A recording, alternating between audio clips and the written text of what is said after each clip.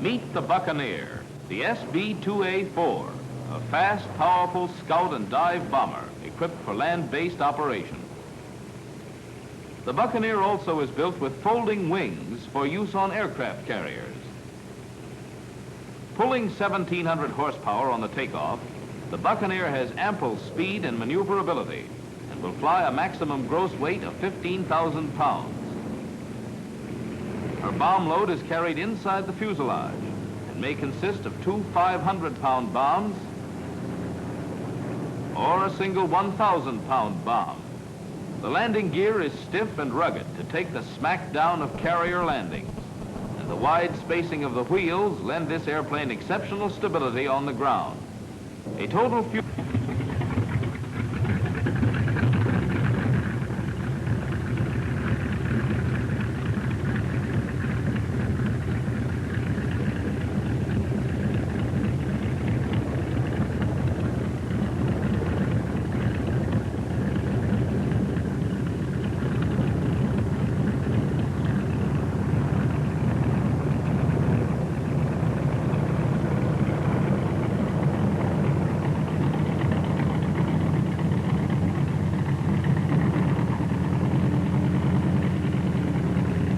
This airplane is stable while taxiing unless allowed to swing excessively. The rudder is effective in keeping a straight course, and visibility from the cockpit is good. The brakes are very powerful when cold and should be applied with a smooth pressure to avoid over-control.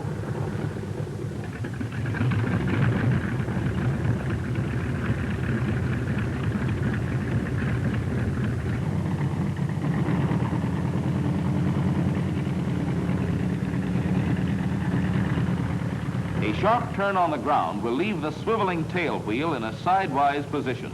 Always taxi forward a few feet after turning in order to align the tail wheel before starting your run. As you pause at the takeoff spot, go carefully through the checkoff list. Propeller control, low pitch, high RPM. Mixture control, full rich. Supercharger control, locked in low. Carburetor air heat control, full cold. Cowl flaps, open. Tab settings for takeoff are rudder 2 1/2 units right, aileron neutral. Our first takeoff will be made with flaps up, so the elevator tab will need to be trimmed 1/4 unit nose down. Fuel selector valve on reserve. Tail wheel locked, and hood sections locked open. You will need 43 inches of manifold pressure at 2,600 RPM for your takeoff. Move the throttle smoothly up to the stop, and when you are sure you have full rated power, release the brakes and start your takeoff run. During the early part of the run, a slight tendency to swerve to the left may be noticed, but this is easily corrected by rudder action without recourse to the brakes. A clean wing takeoff like this will require a relatively long run. At approximately 55 knots, the tail will lift.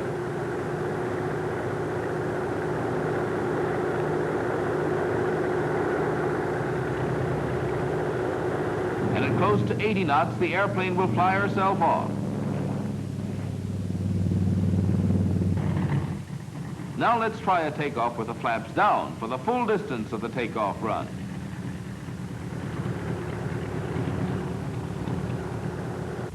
For this type of takeoff, the elevator tab will need to be trimmed 3/4 units nose down. Again, the tail will lift at about 55 knots.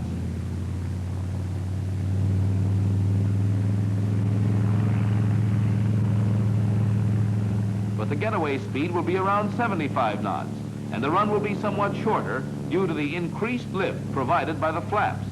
When you are comfortably airborne, the landing gear should be retracted.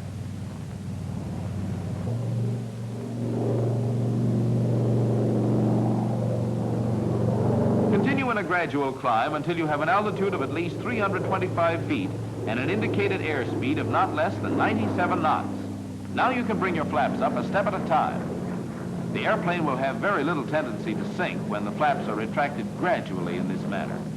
As soon as possible after the takeoff, throttle back to about 30 inches of manifold pressure and adjust propeller to give 2200 RPM. For all climbing operations, be sure the mixture control is set for full ridge and keep a close watch on cylinder head temperature. If the temperature tends to go above 220 degrees, the cowl flaps must be opened to provide additional cooling. They create some buffeting at full open and have a high drag. If possible, don't open them more than one half. If head temperature continues to rise, reduce RPM or nose down to increase airspeed. Never exceed 248 degrees centigrade under any condition. The best climbing speed varies from 124 knots indicated at sea level to 109 knots at 23,000 feet. In a rated power climb with service loading, the plane is slightly unstable, but not enough to interfere with normal or instrument flying. For a climb at normal rated horsepower, you will be turning 2400 RPM at 37.5 inches of manifold pressure. You can carry this power up to 9,700 feet, where the shift to high supercharger ratio will be made. As you ascend from 6,700 to 9,700 feet, a slow, steady drop in manifold pressure will be observed. When the indicated maximum altitude for low supercharger operation is reached, retard throttle slightly and adjust prop control to give 1,700 RPM. Then shift quickly from low to high supercharger. This will enable you to get 41 inches of manifold pressure at 2,400 RPM up to an altitude of 13,000 feet. For maximum cruise at 75% power, you can rev at 2180 RPM and carry 30 inches of manifold pressure in low blower up to 16,800 feet and 32 inches in high blower up to 19,400 feet. The mixture control should be placed in cruising lean for maximum cruise operation, as well as for cruising at 67% and 60% of rated power on long scouting missions, where fuel economy is a prime governing factor. In level flight, you should fly the airplane in good trim to overcome high control loads. The directional and lateral controls have considerable effect on each other and must be coordinated to obtain the best trim.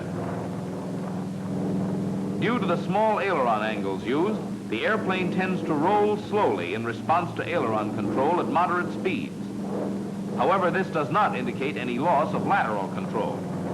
Now let's observe some of the stall characteristics of the Buccaneer. This one will be made with power off and wing flaps retracted. The stalling speed is close to 82 knots.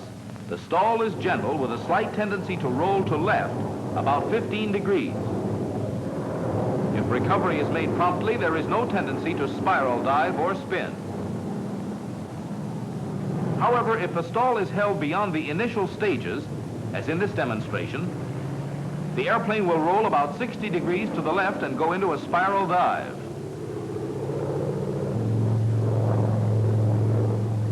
Recovery from this situation is slower, but otherwise entirely normal.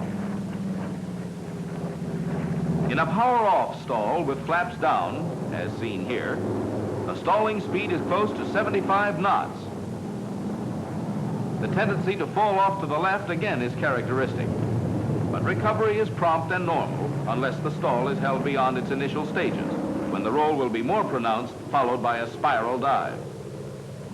With power on and flaps down, as in this case, the tendency to roll to the left is accentuated. But recovery can be made promptly in the usual manner. Since the primary offensive mission of the Buccaneer is dive bombing, the recommended technique for handling this airplane in dives is extremely important. In preparation for diving, the checkoff list should be followed step by step. Fuel selector valve on any tank except right main. Mixture control, full ridge. Propeller as desired, but never permit the RPMs to exceed 2880. Throttle set to hold manifold pressure at not more than 20 inches. Cowl flaps closed. Rudder tab 1.5 units left.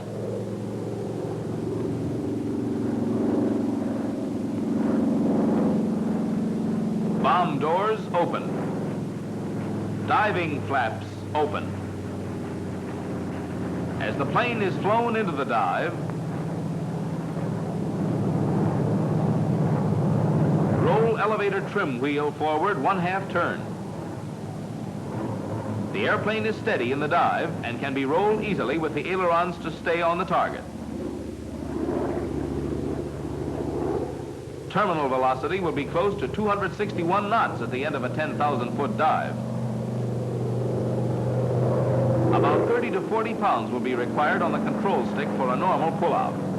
This stick pressure can be reduced by slowly and carefully adjusting the elevator tab. Such a procedure will effect a gradual recovery and not put undue strains on the airplane. However, this should be considered as an emergency method.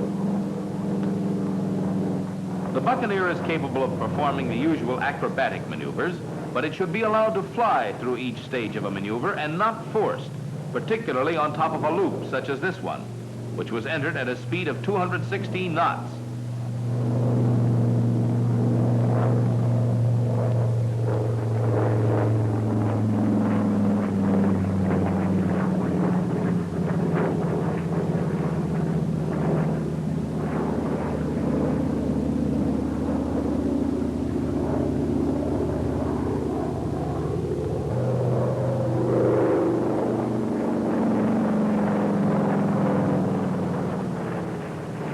Slow roll, performed at a starting speed of 195 knots.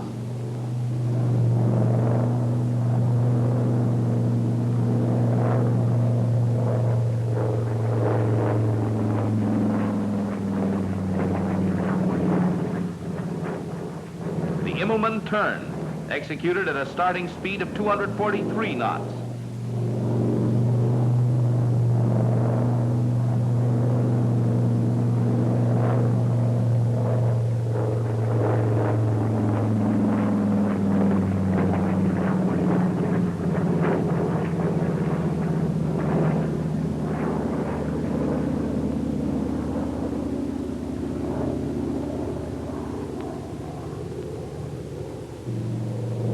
Chandelle, entered at a speed of 205 knots.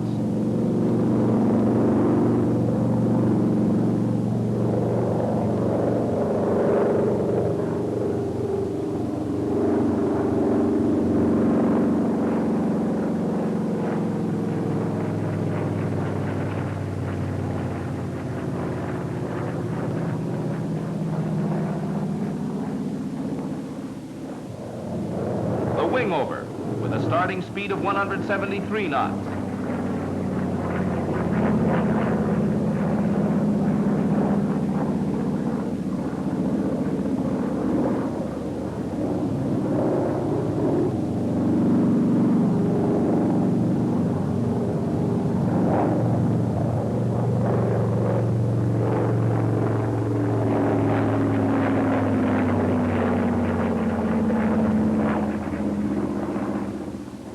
The vertical bank, performed at 170 knots.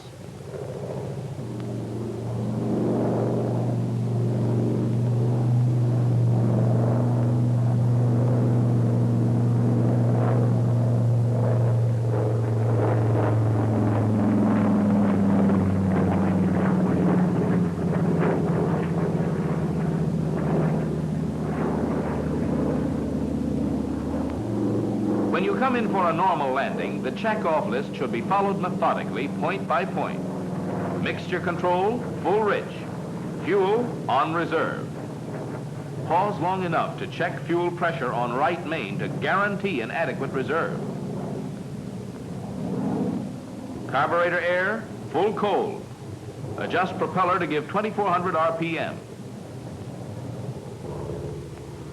Wheels down. The warning horn will blow if gear does not extend fully. Flaps down. Tail wheel locked. As you approach the runway, throttle back to about 90 knots.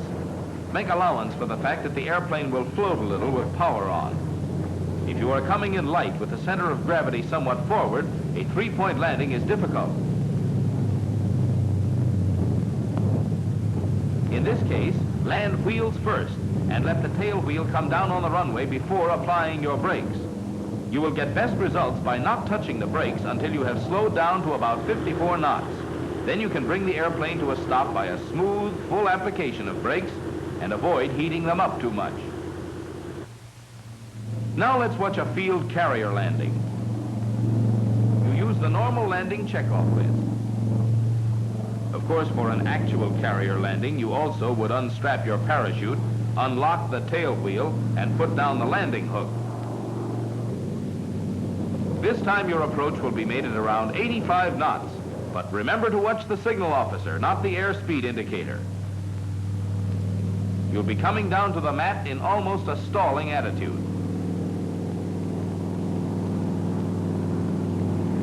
At the signal, you'll cut the throttle, put the nose down very slightly, then pull back on the stick and make a normal landing.